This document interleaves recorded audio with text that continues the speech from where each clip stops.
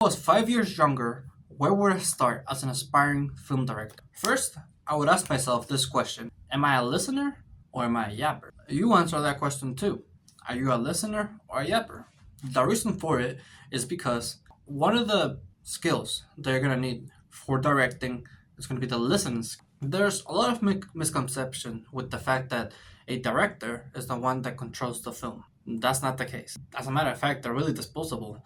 They don't even have to be there in post, and they can be replaced anytime. The number one job for a director is to guide, to work with the actor. And so, before I can get into how to become a director, let's talk about what a director does and if it's still suitable for you. As I said before, directors work with actors. I believe every director has to have some sort of experience like this in order to guide the actors to a good, successful way, is to have acting experience of themselves, actually act themselves pretty much. The reason for it is because if the director can be in the shoes of the actor, they can see, oh, the actor feels this way at this time.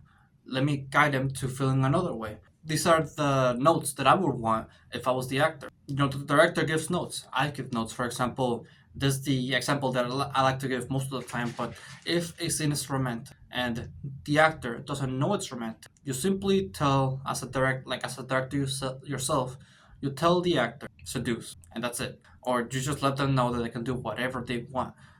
Directors are supposed to guide the actors towards their own realization, towards their own discovery. Because at the end of the day, what makes the performance discovery. Two people can play the same characters, but both of them would be drastically distinct because the discoveries that they have by performing that character can be massively different. For example, I could be doing a scene where I'm at the desk and there's like a paper and a pencil on the desk, right? One person can do the simple scene, just conversation, just eye contact, and saying their lines. Or, for example, another person, let's just say me, for example, I could grab the pencil, point it at them, and do several hand gestures with the pencil and the paper. It could be vastly different. That's what I'm trying to get at. And the director helps them get there. And so, this is why directors don't control the set. As a matter of fact, they're as involved with the set as possible because they need to focus on working with the actors, right?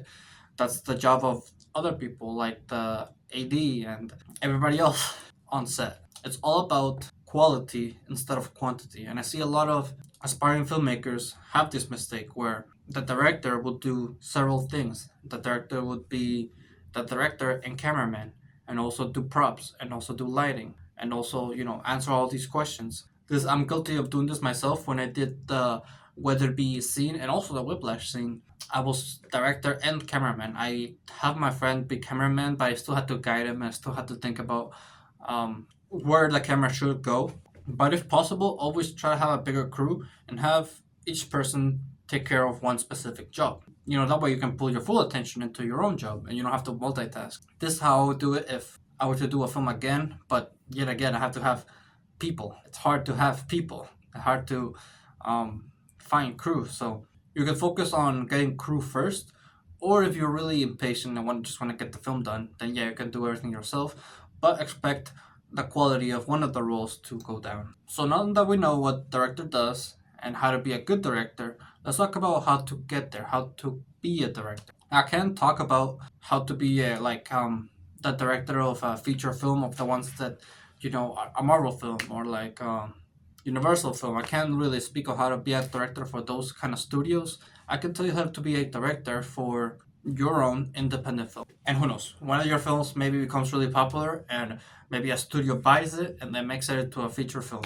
like a full actual film. But I want to go over three scenarios. One is when you're in high school and you want to make a film. Two is when you're out of high school but you decide not to go to university. And three is that you are in university. So let's go over scenario one. You're in high school.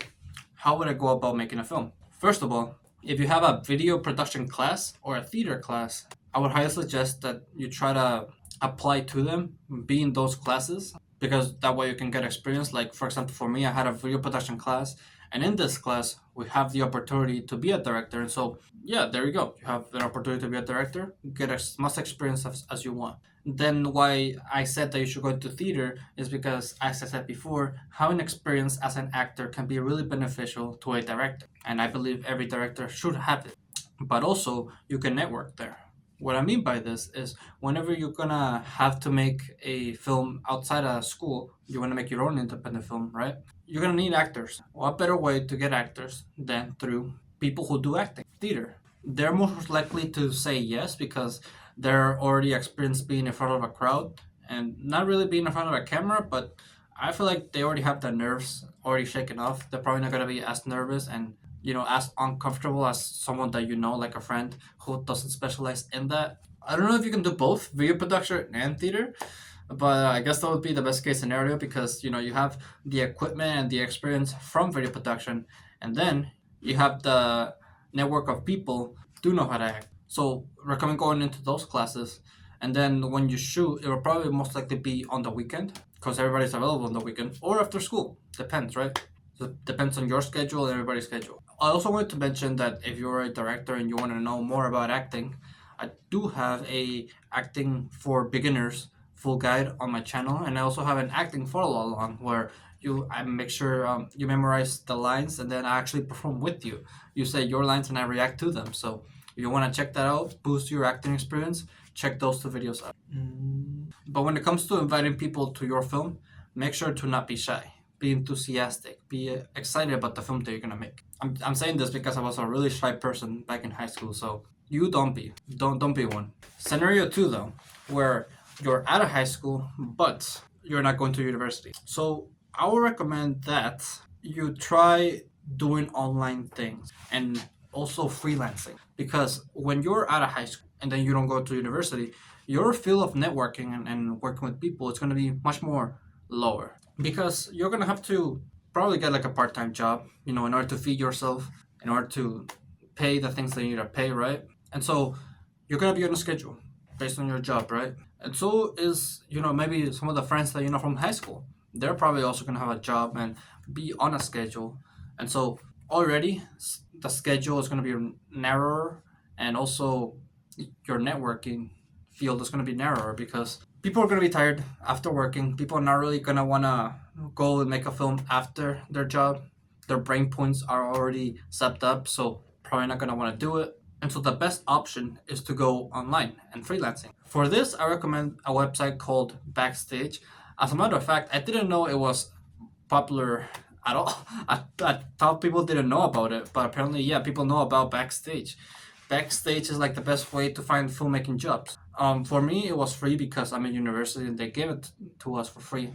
I think it's like $20 a month. I'm not quite sure, but I highly recommend it. I already found like a couple jobs in there.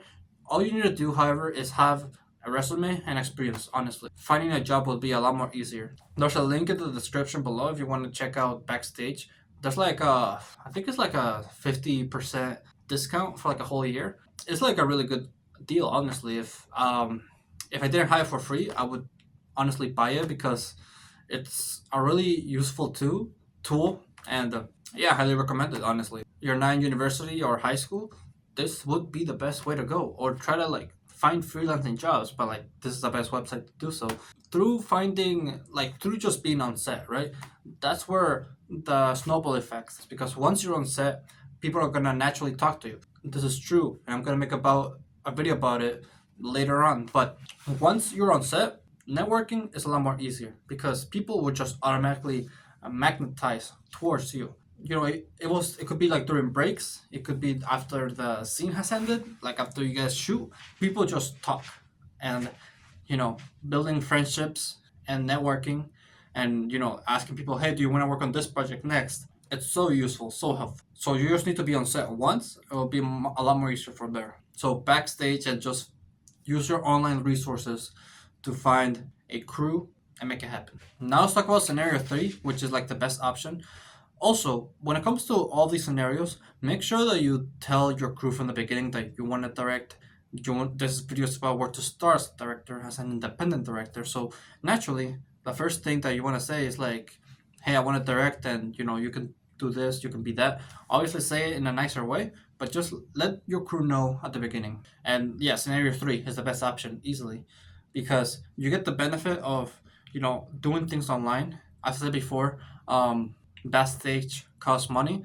If you're in university, you could probably find a pretty good part-time job where you had a lot of free time. That's the case for me. As a matter of fact, after I record this video, I'm gonna go to my job. But in the meantime, yeah, we have a lot of free time after we finish our work. We could do whatever we want.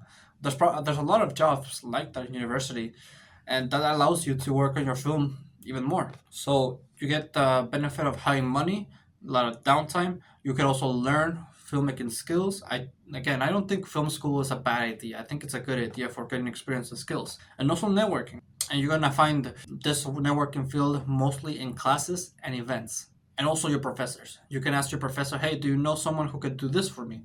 And they're happily obliged. This film school is all about increasing film, getting people to make their own films, and so most of the time, well, mostly actually, I would say 100% of the time, if you ask your professors this, they'll say yes. They'll find someone for you. Not the professors itself, probably, but they'll find someone for you that can help you.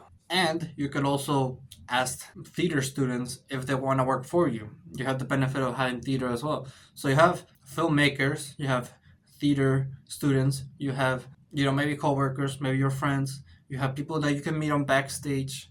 You will also have. Did I already say professors? God damn, I already forgot.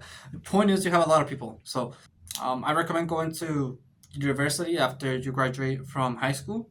That's up to you though. Hopefully, you can get scholarship. That's how I've been able to pay my classes so far, is through a scholarship. Only recently did I have to get a loan because the scholarship ran off, but that's a whole different point.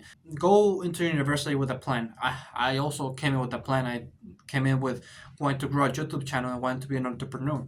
Yeah, hopefully that happens, and yeah, we'll see what happens. Hopefully, what you learned, you take this to heart, and you use it to be a director yourself. With that, thank you for watching this video. If you liked, I'm sure to leave a like, subscribe if you're new, like my channel, and always remember to live your life.